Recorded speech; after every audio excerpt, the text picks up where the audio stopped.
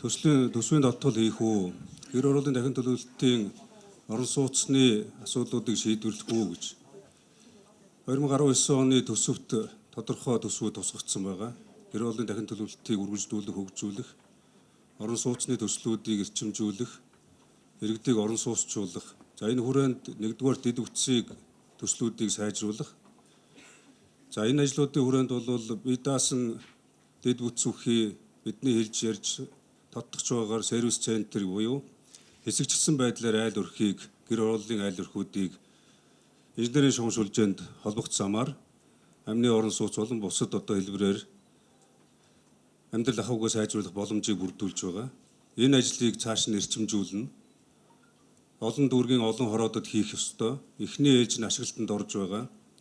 Үр дүнгээ өгч байгаа.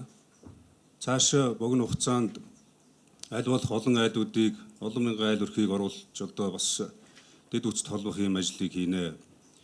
Энээс гадна хэд хэдэн байршдуудаар нийслэлийн орон сууцны корпорацийн шугамар төслүүд хийгдэхээр зураг төсөл нэгдээд байршин тодорхой болгогдоод сонгон шалгуулалтанд зарлагдаад явж байгаа.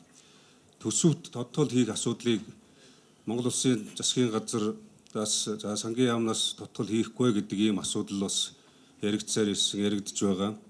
За гэхдээ бас холбогдох дээд шатны байгууллагууд хууль журмын дагуу бас сангийн яамтай дээрээс нь орон нутаг өөрийнхөө эрх мэдлийн хүрээнд төсвийн тодтголыг хийх юм зайлшгүй шаардлага гарлаа гэж үзэх юм бол хийнэ гэж бодож байгаа. Өшөө энд өөрсдөө чимчилт хийх зарим нэг төсвийг илүү үр өгөөжтэй зарцуулах тал дээр бид эргэж асуудлуудыг харах шаардлагатай гэвэл харна гэж бодож байгаа.